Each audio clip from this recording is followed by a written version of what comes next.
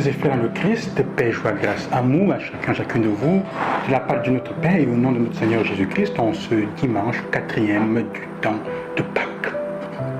Le défi le plus grand auquel nous devons faire face dans la vie quotidienne comme chrétiens et dans notre vie spirituelle est le défi de discerner, de faire distinguer entre les bonnes voies et les voies qui nous déraillent. Entre les Quand je dis les bonnes voies, la voix, la parole, la voix du bien, la voix du pasteur qui nous appelle, qui est dans notre cœur et qui nous invite, et la voix du mal et la mauvaise voix des différents types de patrons, on peut dire, comme avec les paroles de l'évangile, de brigands, de bandits qui sont là pour nous faire dévier.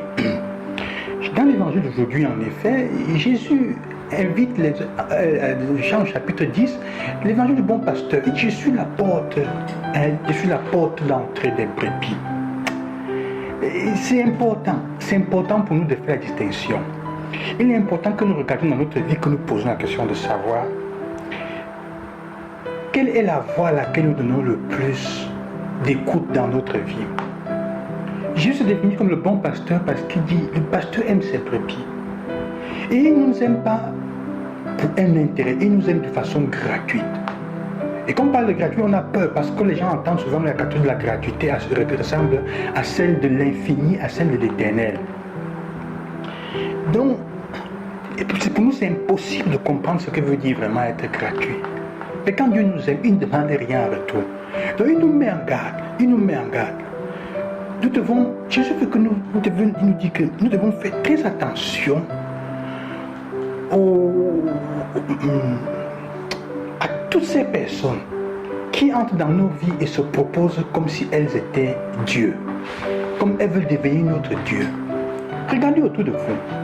Parfois, c'est vous-même qui vous proposez à la vie des gens comme si vous étiez Dieu. Les gens qui aiment dans votre vie se proposent comme s'ils pouvaient résoudre tous vos problèmes. Ou elles se mettent comme si elles pouvaient résoudre tous vos problèmes. Elles sont là, vous devez les écouter. Elles doivent contrôler ce que vous faites. Elles doivent vous poser dans tout ce que vous faites, votre temps, vos désirs. Si elles vous appellent, vous êtes au pas. Elles doivent décider le poste à votre place. Elles vous manœuvrent, elles se mettent là comme si c'est elles qui donnaient le sens à votre vie. Parfois c'est ton mari, parfois c'est ta femme, parfois c'est les amis, parfois c'est les gens dehors. La question est, quelle est la personne qui dans ta vie est là comme si elle était un Dieu pour toi? Quand elle parle, même seulement, tu ne réfléchis même pas si ce qu'elle a dit est bien ou mal. Tu dois tout de suite obéir. Tu as l'impression que si elle se fâche, si elle est un peu mécontente de toi, ta vie est en danger, ta journée va mal. Tu leur donnes du pouvoir à ta vie. Jésus dit, faites attention. Ce sont là, tous ceux qui sont venus avant moi sont des brigands et des banquiers. Parfois ce ne sont pas les personnes, parfois ce sont les choses. Parfois c'est le travail, parfois c'est la carrière, parfois c'est une situation, c'est un succès ou un insuccès, parfois c'est la peur ou l'insécurité qui dirige ta vie à tel point que elle contrôle tout. C'est comme si ça qui donne sens à ta vie. La carrière, le travail est tout pour toi. C'est ça qui donne le sens. Si ça ne va pas au travail, ta vie, tout le monde, rien autour de toi ne fonctionne.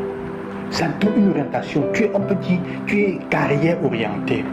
Tu es tel orienté. Parfois, c'est nous-mêmes qui nous posons comme ça.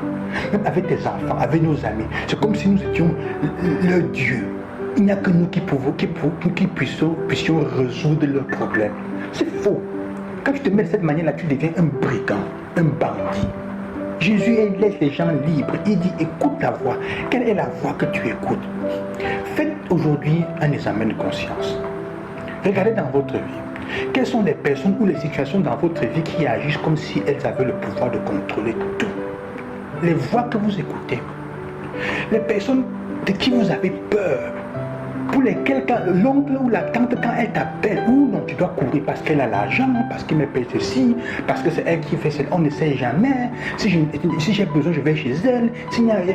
Mes frères et sœurs, libérez-vous de cette forme d'esclavage. Jésus est en train de dire, c'est un esclavage. Le pasteur des brebis ne les rend pas esclaves. À tel point que certains peuvent même s'égarer, comme dit le bon pasteur. Mais les brebis doivent passer par le... Pourquoi? Parce qu'elles connaissent sa voix. Elles connaissent sa voix. Il s'agit de faire la différence entre la voix de Dieu qui parle au fond de ton cœur. Et elle te parle avec beaucoup de paix, de sérénité, comme la brise qui passe et elle n'est pas violente. Vous vous souvenez de l'histoire d'Élie à l'Oreb? Ou alors la voix de ces bandits qui, quand elle te parle, elle te met l'angoisse. C'est la voix du diable. Saint Ignace dit, la voix du malin dans notre cœur est remplie de crainte, fait venir l'angoisse et l'anxiété. Toutes les personnes et les situations qui portent angoisse et anxiété dans votre vie, dans votre quotidien, dans les situations de votre quotidien, sont des brigands. Ça veut dire que l'esprit du mal se sert d'elle pour vous enlever la paix. Ça ne veut pas dire que quelqu'un ne peut pas te reprocher, te donner un conseil, mais le bon esprit, la personne qui vient avec le bien et le bon esprit ne va pas te créer angoisse et t'enlever la paix du cœur. Parce que c'est le signe de Dieu qui entre. Dieu parle avec la paix du cœur. Il ne t'enlève pas, il ne te donne pas l'angoisse. Il te donne la paix du cœur. Parfois, il peut te rendre un peu... Si tu vas vers le mal, ta conscience, comme on dit, va un peu te juger. Alors quelle est la voix que tu écoutes? Mais elle ne va jamais t'enlever la sérénité.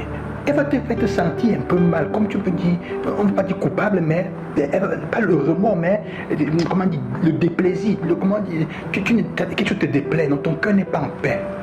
Mais tu auras la paix et la sérénité du cœur. Et c'est pour ça que je veux dire, quand tu écoutes cette voix, jamais les personnes qui écoutent sa voix ne suivront les étrangers. Mais elles s'enfuiront loin de lui quand elles ne connaissent pas la voix des étrangers.